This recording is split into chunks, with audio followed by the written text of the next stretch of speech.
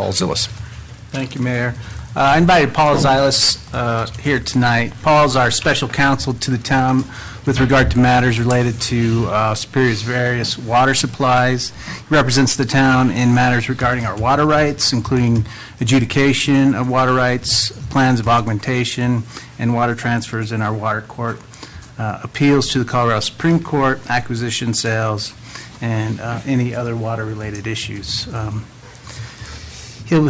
Paul is here tonight. Come on up, Paul, to update and discuss with the board the town's overall water use and supply, and also the status of the Windy Gap firming project. Thanks, Matt. Yep. It's good to see everybody. I'm Paul Zilis, and I'm not going to be quite as quick as the chamber presentation, but I'll try to keep it quick. And what I'm going to do tonight is kind of a hybrid. For you veteran board members, it's a review. For you new board members, it's a overview. And it's about the 30,000-foot level look at water rights for the Superior. But, in looking at that, I'm going to go over real quick, just for review, kind of Water Law 101, 60 seconds maybe. And then I'm going to get into a little bit of federal permitting. So it's kind of like doing Water Law 101 introductory course and then a quick graduate course, and we'll get it all done in 15 minutes. No problem. But so what I want to cover tonight is what our portfolio looks like, and what kind of water supply we have going forward, and what our demands are now and what we are projecting for the future. And then, as Matt said, the biggest project we're participating in right now is the Windy Gap Firming project. And huge headway has been made in the last year, so I've got some good news on that, and I'll give you an update on to where that's going. So the portfolio for Superior is made up of three components. One are Windy Gap units, one are Colorado Big Thompson units, and the last are some ditch shears. And just for purposes of review and overview, what happened to Superior, as you're well aware, is that it was the last community really to develop in Boulder County. And so all of the senior water rights that were available locally had already been purchased by Louisville, Lafayette, Longmont, Boulder. So Superior was in a situation where if it was going to develop at all, it could not rely on the local sources. So it went to this big project to find them. And, put it all in perspective, when you look at ditch shears, they are based on what they call the appropriation doctrine, and that's a priority system. So the older, more senior water rights have have the right to the water during shortages, dry parts of the year, rather than the junior water rights, the newer ones. And so this allowed us to take part in a really huge project that I'll talk about in just a second here, and has allowed us to have a good, firm water supply for the present and going on to the future. One thing I will just brief you on real quick, you're going to hear two units tonight that you never hear. One is an acre foot, and an acre foot is 325,851 gallons. It covers 1 acre, 1 foot deep, and 1 acre foot is enough water to supply roughly 2 single-family homes for a year. So that kind of puts it all in relation to what we've got. The other thing is that, or that we'll talk about, is a rate of flow, and that's a cubic foot per second. And a cubic foot per second, or a CFS, is 448 gallons per minute. And the easiest math that you'll hear all night is if you divert 1 CFS for 24 hours, it results in 2 acre feet. So the bottom line is that Superior did a great job at coming up with a water portfolio, even though it was the last community to develop. The Windy Gap units, we'll talk about those in a little more detail. The designed yield from that project is 100 acre feet per unit. The CBT project, there's 310,000 total units, and the yield of that is anywhere between a ½ acre foot and 1 acre foot per unit. So the use of the term units is very different for those two sources. And then the ditch shares, we own ditch shares that we can use for wild water, for irrigation, and we have some shares that we can use for municipal use. But so you can understand what project we have that we're using, this map is really helpful. So the CBT project was actually built in reaction to the Dust Bowl in the 30s. And it includes Lake Granby on the west slope, and then it's taken through the Adams Tunnel near Grand Lake, and it goes through the whole CBT system, and it includes Horsetooth Reservoir in Fort Collins, Carter Lake in Loveland, and Boulder Reservoir here. And what Superior did many years ago, not many years ago, but 15 years ago, they built a project to deliver water all the way from Carter Lake and Loveland to Superior. And there's about 30 communities that took place in that, but it's gave us the opportunity to actually take direct delivery of this water. So it really has been just a huge water supply for the town and allowed Superior to be what it is today. The really interesting attribute of CBT units, which is important as I go on tonight, is that it's the only water right I know of that yields more water in dry years. And the reason it does is it was built again in reaction to the Dust Bowl. And so farmers had irrigation rates.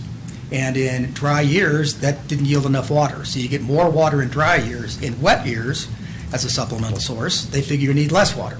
So as I said a minute ago, CBT yields between half an acre foot and a full acre foot.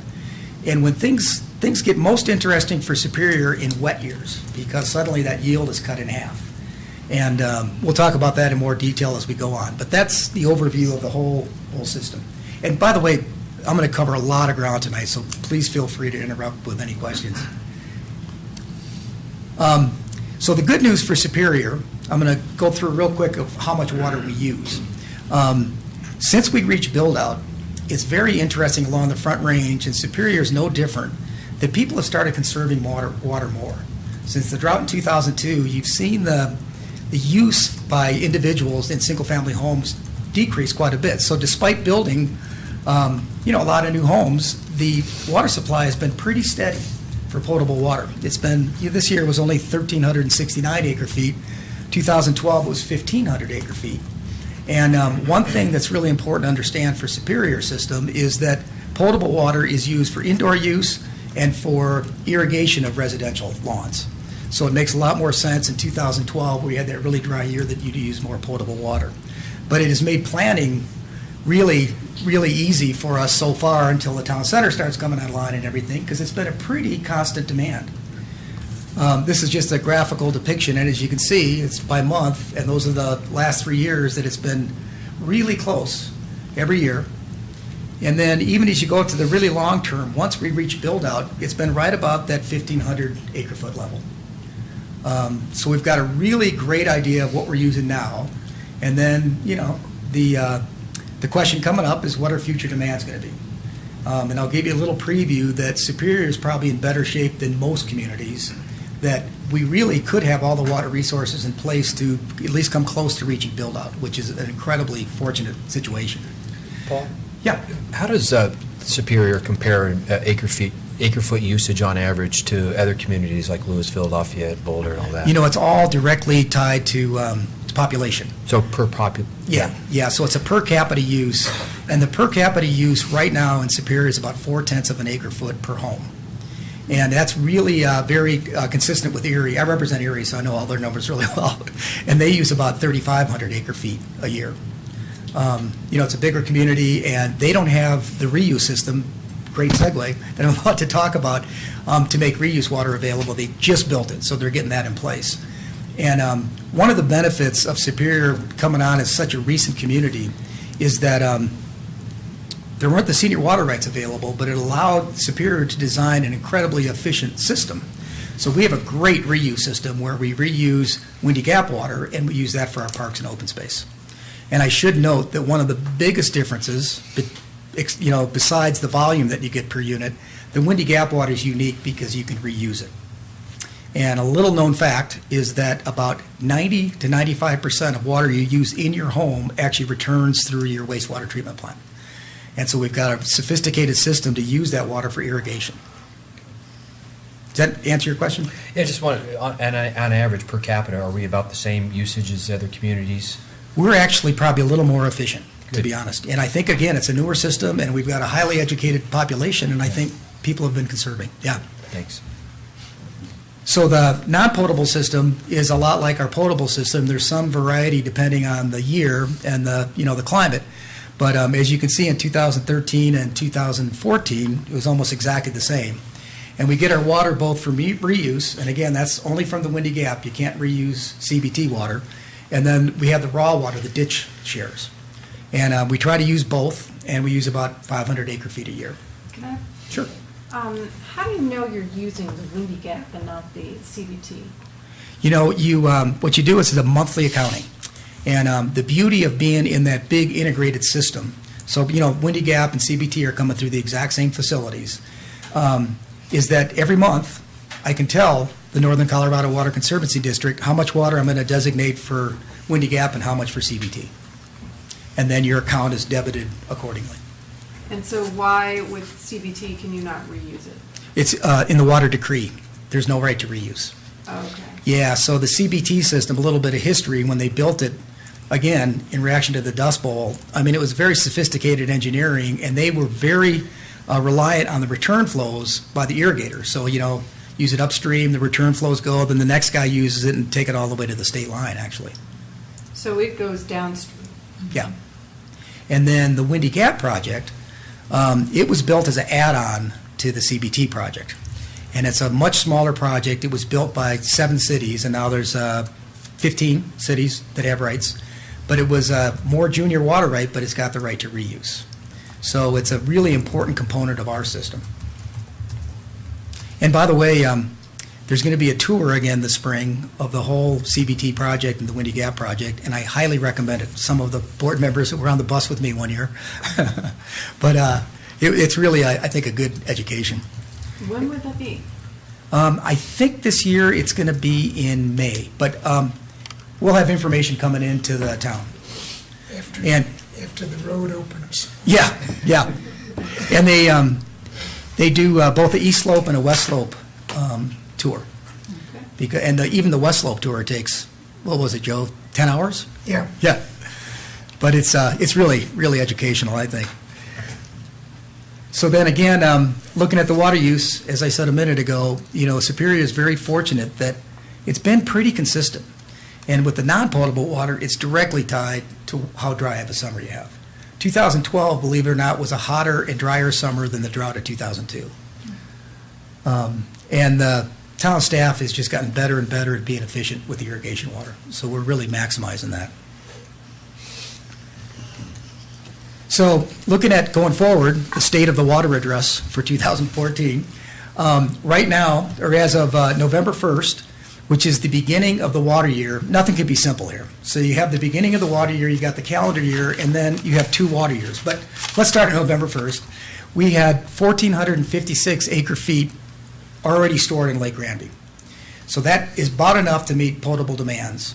And then going forward, we can add to that amount. So what the Northern Board does is they give an initial allocation on November 1st for CBT water of a half an acre foot per unit.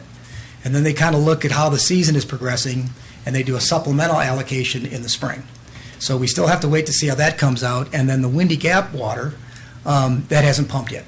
So we'll see how that looks when it starts pumping. The good news is, no matter what, I promise that you won't run out of water. There's a lot of flexibility by owning water rights in both the Windy Gap and the CBT, where we keep our finger on the pulse on a daily basis. And if we don't get supplemental allocations, there's other ways to firm up the water. And again, at the 30,000 foot level, I won't go into details, but we're in good shape. So the Windy Gap project, I'm going to focus on that more than anything right now, because that is the reason for the Windy Gap firming project, which is going to be a big capital project for Superior. So as I said, the Windy Gap project was an add-on to the CBT project. CBT was built in the 50s. The Windy Gap project wasn't finished until the 80s. And the problem with the Windy Gap project is that in dry years, it's a more junior water right, back to the priority system. So it has a lower yield. The double whammy with the Windy Gap project is that in really wet years, it has 0 yield, because if Lake Granby spills, both Windy Gap and CBT go into Lake Granby. By contract, Windy Gap water is the first water to spill. So it's a project that has been an add-on, and since day one, the proponents know that we have to have what we call a firming project. In other words, another reservoir to store water in the good years, so in the really dry years and the really wet years, you've already got water in storage.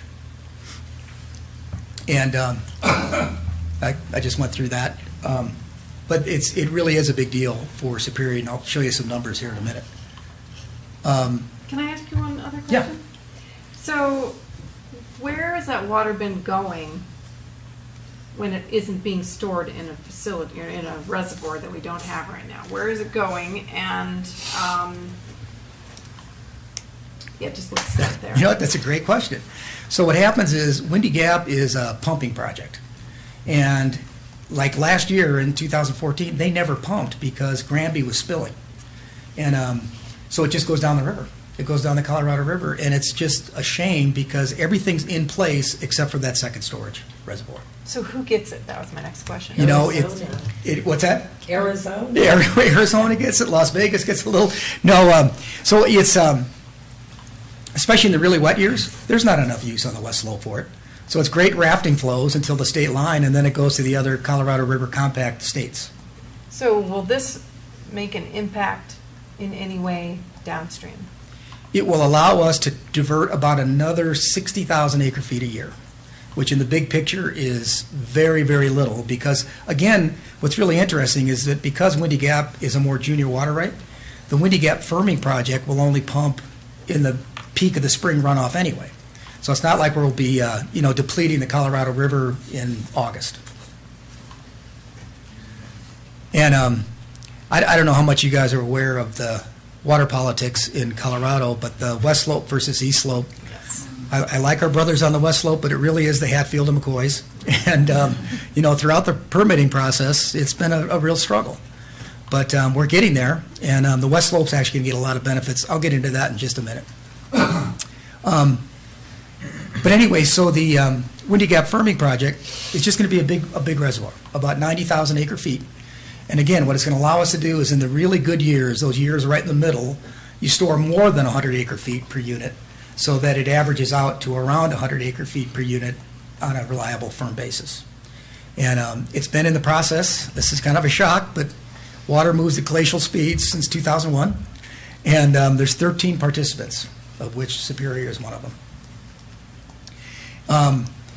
And the participants and the Northern District have worked extremely hard on this project. We're very much involved for Superior, but the name of the reservoir is Chimney Hollow, and as you can see on this map, it's right next to Carter Lake, just west of Carter Lake.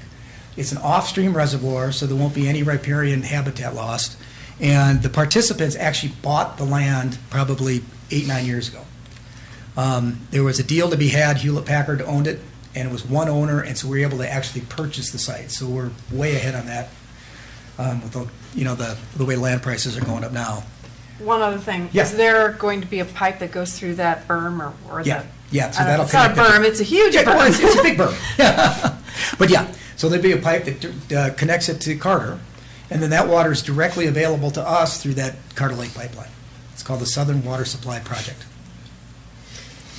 And so there is kind of more of a picture of the site, and as you can see, it was purposely picked because it's a perfect reservoir site, but there's no riparian habitat because anymore to build an on-stream reservoir is almost impossible with environmental regulations. And there's just a graphic of how it's going to be connected. So I know that we're running late. I'm not going to go through all the details. I've covered most of this anyway on these slides. So getting up to the federal permitting, this thing's been going since 2001, and the last 2 years have been absolutely great for the project. So the final environmental impact statement was finally published, and that was a huge victory. And then you get right into the rest of the permits. So the next one was the 1041 permit from Grand County. That is the state statute that gives counties the right to weigh in on projects. And as you can imagine, with the Hatfield and McCoys, with all due respect, it was a real battle, but I think that we got a very workable deal for the firming project. And then just in December, the Bureau of Reclamation issued the record of decision, which is basically the permit for the project that comes after the environmental impact statement. And even more, contested was a revised carriage agreement with the Bureau of Reclamation, because now we're taking water at different times of the year and everything else to deliver it to the Chimney Hollow Reservoir. So it was a huge deal to get that done. And there was a signing ceremony for both.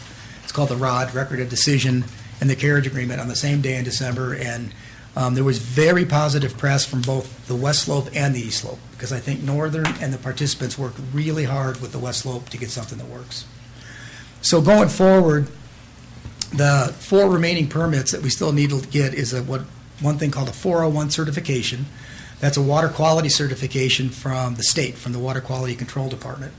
That permit's been submitted, and we're hoping to get that by June. Then there's the 404 permit. You've probably heard of that. Those are permits for wetlands. There will be some wetland impacts. That's already been submitted to the Army Corps of Engineers, and we're hoping for that in June. And then we've got an intergovernmental agreement, an IGA, with the West Slope. And that comprised of all these benefits for the West Slope. That's how we're going to make the whole thing work.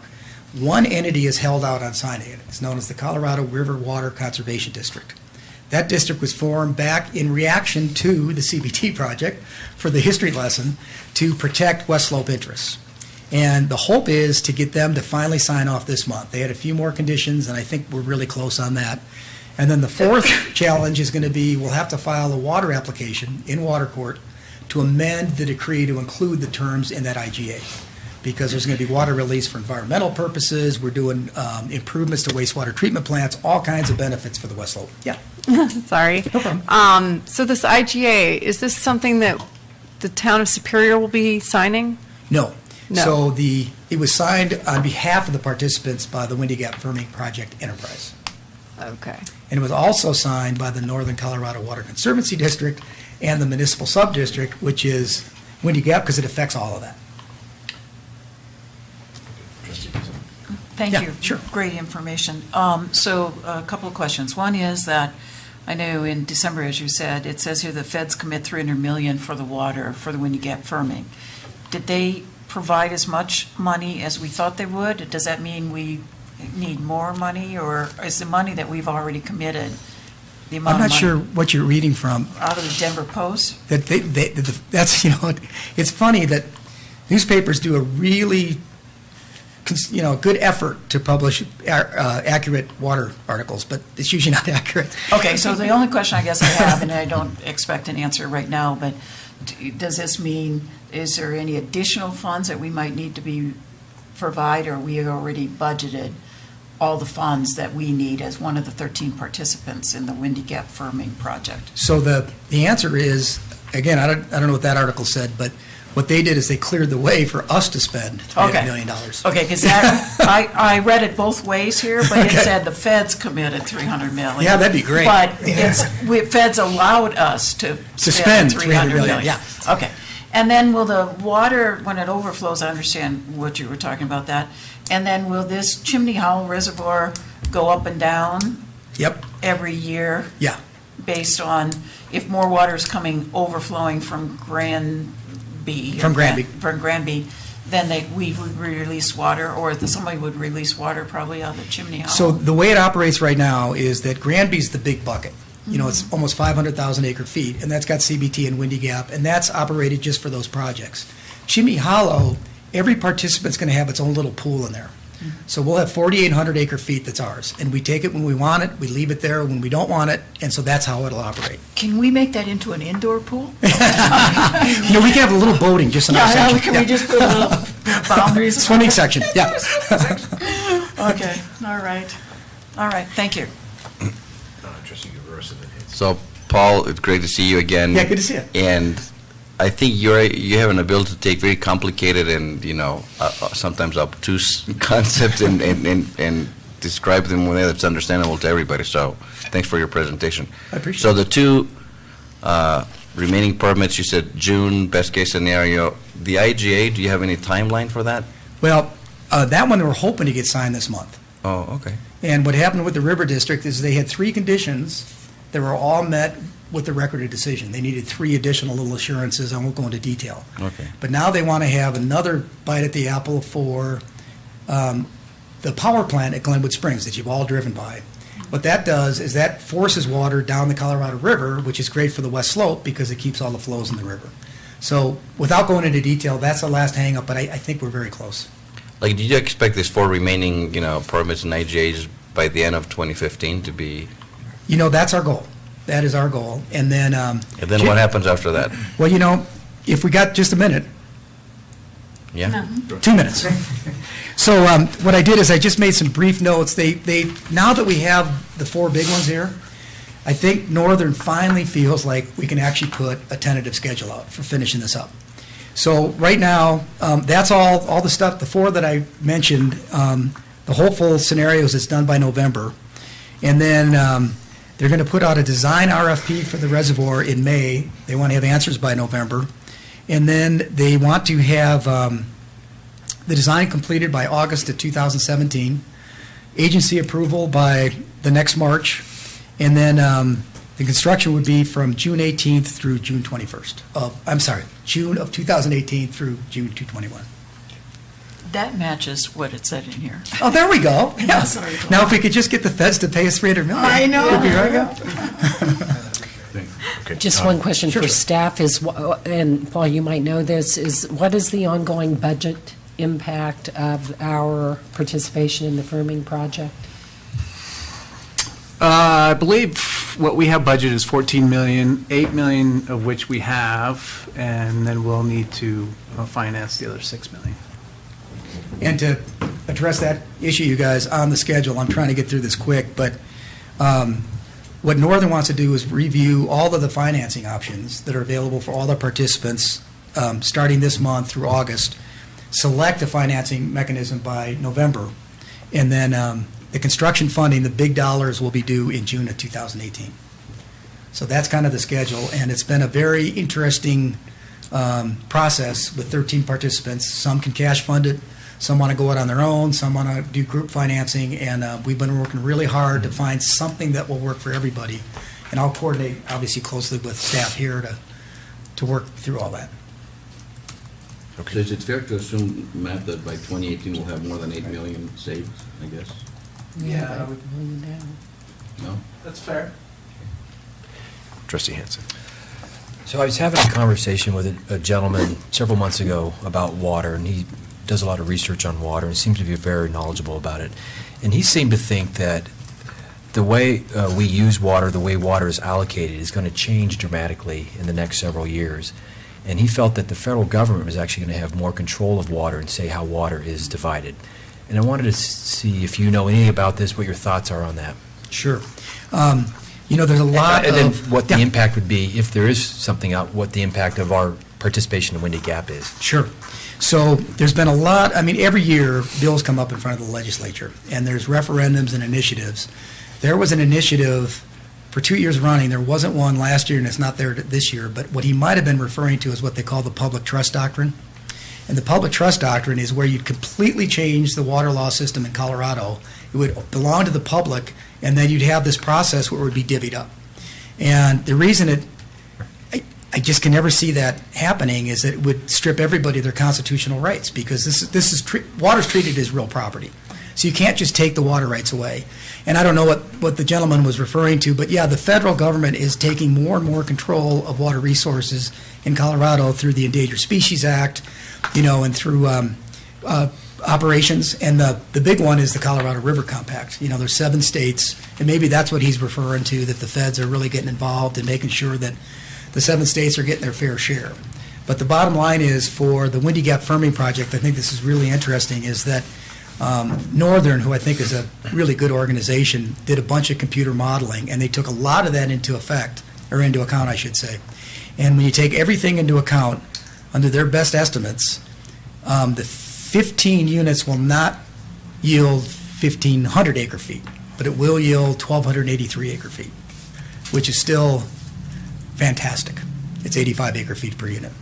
But again, I don't know what the conversation was, but yeah, the federal government is getting more and more involved. In fact, the Forest Service just passed another directive to control groundwater on U.S. Forest Service lands. You see it every day. Yeah. Yeah. Is one of the 7 states California? Oh, yeah. Yeah. And, when we have more time, one of my funnest things I do every year is I lecture a bunch of 5th graders on the Colorado River Compact. And what I do is I go into a room and I have them divide up, and 2 or 3 will each represent 1 state. And I say, and here's all the benefits you get. Now you guys divvy up the Colorado River. And they always come back, and I'm telling you, they are really smart, really intelligent. They got all these arguments, but it never fails. By the time they're done, they divvy up about 4 times as much water as there is in the Colorado River. And that's kind of what's going on now. So California, they have the lion's share, and we could talk about history maybe in another session, but the bottom line is, under the Colorado River Compact, that was negotiated in 1922, there's 15 million acre feet about in the Colorado River, and the downstream states, that's Nevada, Arizona, and California, get the first 7.5 million. Yeah. Yeah. How So- does, can I Yeah, ask one sure. question in this whole scheme of things?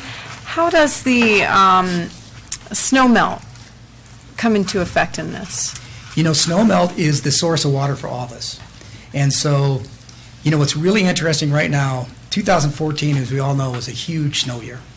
And so the problem right now is that Granby, Carter, and Horsetooth are filled to the brim. And then this winter, as you recall, started out pretty dry. It's going to be, it's wet again. So we'll see how it does, but they've got hydrologists working 24/7 to try to maximize the storage. But the estimate right now is that Lake Granby will spill at least 70,000 acre feet. Wow. So Arizona And would we be could getting have that taken, water. no, we could have taken We could all have that. almost filled up Chimney Filled Hollow. up Chimney Chimney. Holloow's 90,000 acre feet. And, I mean, that's what hurts as a water rights lawyer, where, you know, you see these big years, and you're going, man, if only that reservoir was built, that'd be storage for almost the full thing. I'm sorry, I have one more question. One more, and then Sure. Art Okay. should wrap it up. I was looking at the current and future potable water supply demands with adding in just growth and then the Superior Town Center. So we're at 2768 acre feet, and our shares total 2,800 about. And so that's enough. But my question is, I was hearkening back to talking about providing water to Louisville. Do we have enough water available to provide to Louisville if they needed it? That's a great question, and the answer is that my understanding is that Louisville would provide their own raw water. Uh-huh. So the question for us is, how much capacity will we have in the pipeline coming from Carter Lake if that's how they want to deliver water to our treatment plant? So, Okay. you know, I'm working with staff to make sure that we don't, you know, hurt ourselves with any of those negotiations. Okay, so it wouldn't be coming out of, I thought it was coming out of our shares. Yeah. Okay, our units, okay. Yeah. It's actually their own units. Yep, that we but treat. We treat. Yep. Oh, okay, okay, thank you. And then, real quick, you know, these numbers are, I mean, they're our best estimates right now. We're obviously going to have to do more studies to put a finer pencil to it, and you never want to operate a municipality where the future demand is 2,768 acre feet and your present yield is 2,806. You need more room than that.